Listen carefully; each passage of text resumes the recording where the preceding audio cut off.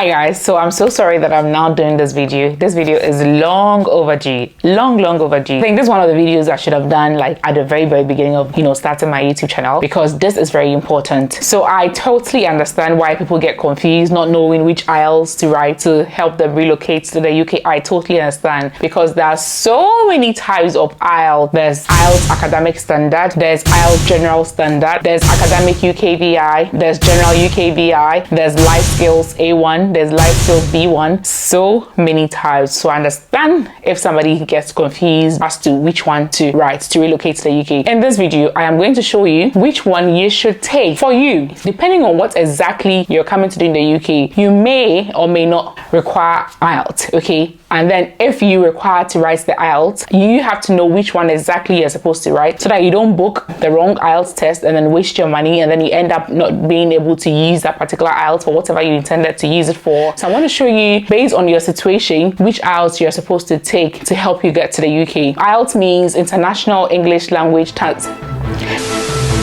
So IELTS means International English Language Testing System. Okay, that's what it means. If you're coming to the UK, usually to work or school, the UK immigration or whatever, or the school or whatever, will need you to prove that you are proficient in English, because obviously the UK is an English-speaking country. They want to be sure that you can effectively communicate, when you get here, if you're coming to work or if you're coming to school or whatever it is you're coming to do. So what exactly you're coming to do in the UK determines which type of IELTS you should write. Okay, so today I'll talk about IELTS needed for students, for nurses, for doctors, for other professionals. Okay, as I always do, I'll leave timestamps in the description. If you want to come to the UK to work as a nurse, you don't need to watch that of the doctors and then just skip to that of the nurses and just watch and then forget about the video. If you're a doctor as well, you don't need to watch the IELTS you need for other professions. Just watch your own and then leave. Use the timestamps to skip to the part of the video you are interested in, so that you don't waste your time. Nobody's here to waste anybody's time, you understand? Okay, so just watch the parts that interest you. Okay, so let's get started.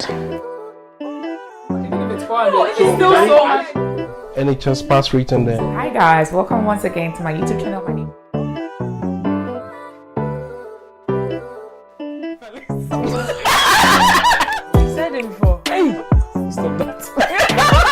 So let me give a big shout out to the sponsor of today's video. So today's video is sponsored by IELTS Medical. So if you've never heard of IELTS Medical is a top-notch educational center. They train people for IELTS, they train people for OET, they train people for OSCE. Do you know what that means? That means that once you get to the UK as a senior carer, for instance, and then you want to, train yourself for the OSCE and then become a nurse, you can contact them. They train people for the NMC CBT, for the OSCE, for the PLAB 1 and the PLAB 2 for the doctors. It's just a top-notch educational center for people that want to become healthcare professionals in the UK. Doctors, nurses, whatever, they will help you achieve your dreams. And then they have the highest success rates in the UK. The good thing is that even if you are back in your home country, you can register with them and then they'll teach you online. So there's virtual reality classes, online classes, and then there's in-person training as well. So if you're in the UK and then you want to sit for this, the OSCE yourself, you can go to their office in London. I'll leave their details in the description. Guys, this is no joke. They are #1 for these courses in the UK for PLAB 1, PLAB 2, IELTS, OET, CBT, OSCE. They are #1. If you want to have like an in-person training with IELTS Medical, they have partnered with several London hotels, affordable, so that you can be in the hotels and go for lessons at their center. But then if you are anywhere else in the world, you can still join them and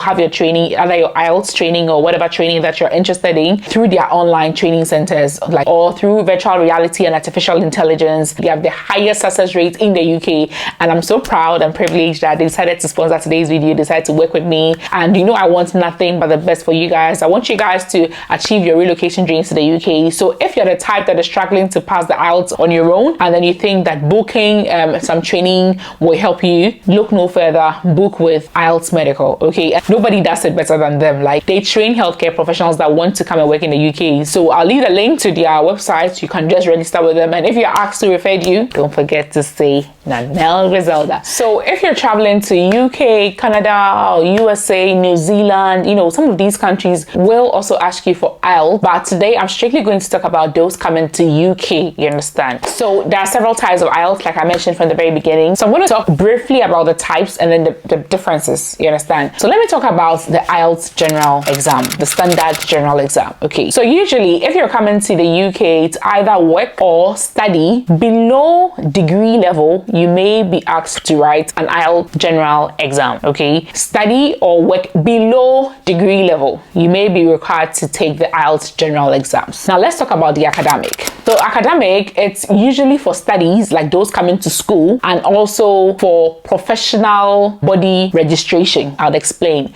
Some people come to my DM and ask me, Nanelle, are you sure I should write academic? I'm a nurse, because I heard academic is for those going to school. I'm like, please, I know what you read on the internet, but you need that to register with the Nursing and Midwifery Council of the UK. Usually, although academic is mainly for studies, if you're going to register with a professional body of your profession, I hope you get me, you're also required to write the academic IELTS exam. So for doctors that want to register with the General Medical Council of the UK, it will be required that you write the IELTS academic exam. Although you're not coming here to study, you're coming here to work as a doctor, it will be required of you to write the IELTS academic exam. Same for nurses. If you want to join the Nursing and Midwifery Council of the UK, that's a professional body. If you want to register and join, you'll be asked to write the IELTS academic exam. So now that's the difference between the academic and then the general. The general is for those coming to work or study below degree level, and for studies and for professional body registration, you need the academic. Now there's IELTS Academic UKVI and there's IELTS Academic just the standard. What's the difference? I get asked this a lot. So if, let's say, I book for my IELTS academic test, okay,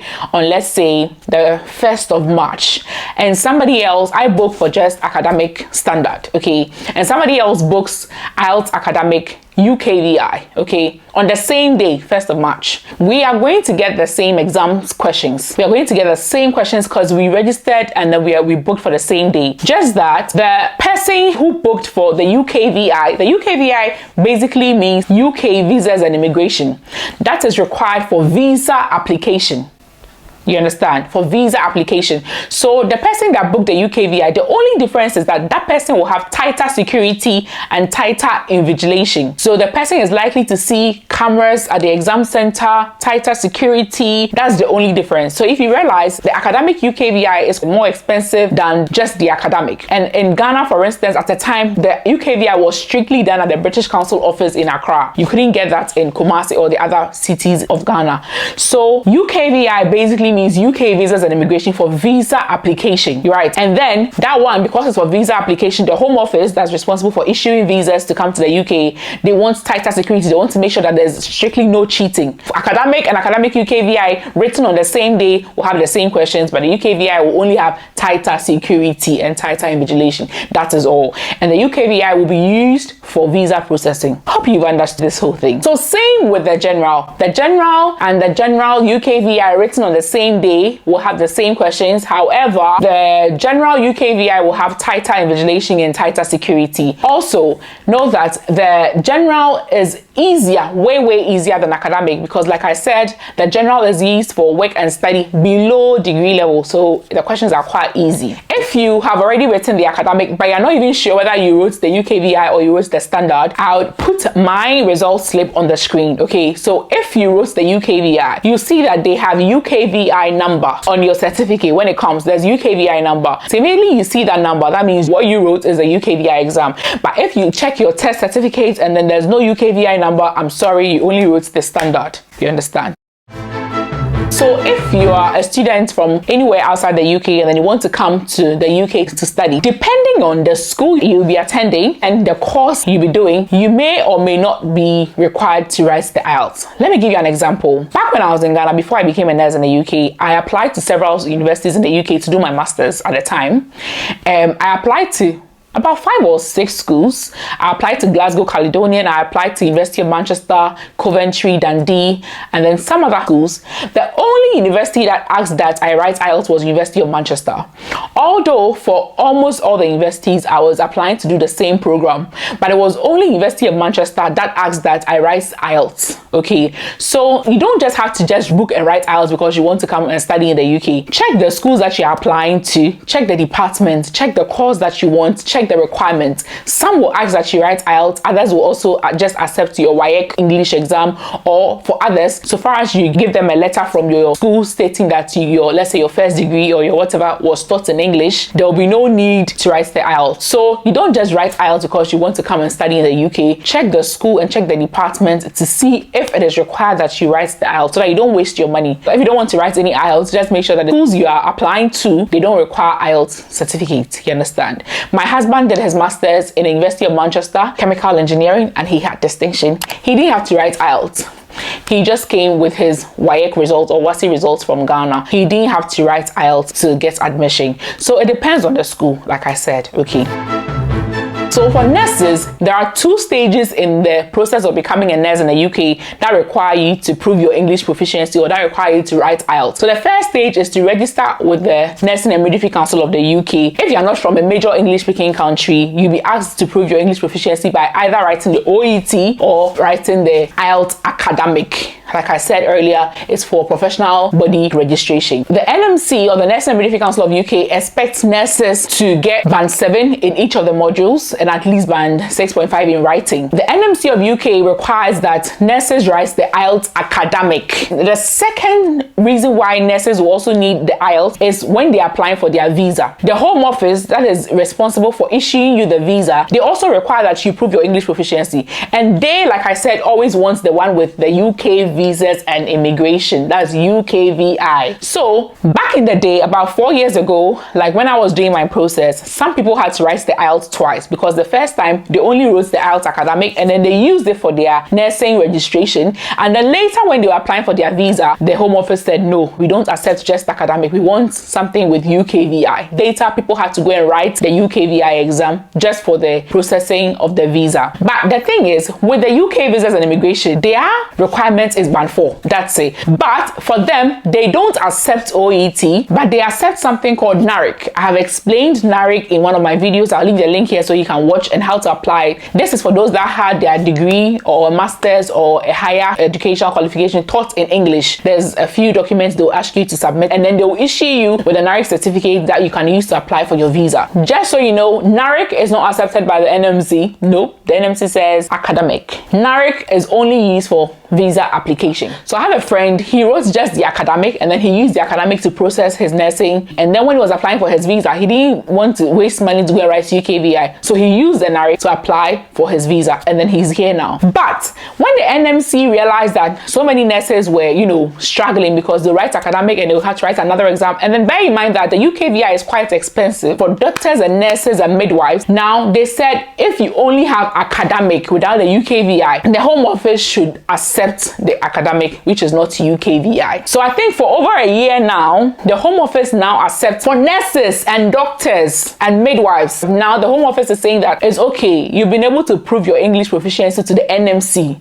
or you've been able to prove your English proficiency to the General Medical Council, so it's enough. Don't worry, if it's not UKVI, I'll still accept it. But that is not for everybody. That is for nurses and doctors and midwives. I hope you understand. So before, during my time, it was strictly UKVI for visa processing for nurses and doctors, but now they are saying that for nurses and doctors, because we've already proved our English proficiency to our professional body, which is either the Nursing and Midwifery Council or the General Medical Council, it's okay. They will take the non-UKVI but academic like that for visa application as well. So now if you're a nurse and you only wrote academic and it's not UKVI, you can use it for both the NMC registration and also for your visa application. You understand? But I will advise every nurse to write the academic UKVI. Why? Because if let's be hopeful. But just in case you don't get the required mark to register with the Nursing and Midwifery Council, you can use what you got if it's UKVI for the senior carer visa. And don't forget that IELTS has 2 years expiry, okay? So whatever process you're using it for, make sure that you finish the entire process within the 2 years. I have a video where I shared how I got band 8 in my IELTS exam. I shared my tips and the tricks that I use. It's already on the channel. It has changed so many lives, and I think if you're interested in writing or booking your IELTS, it's going to help you as well.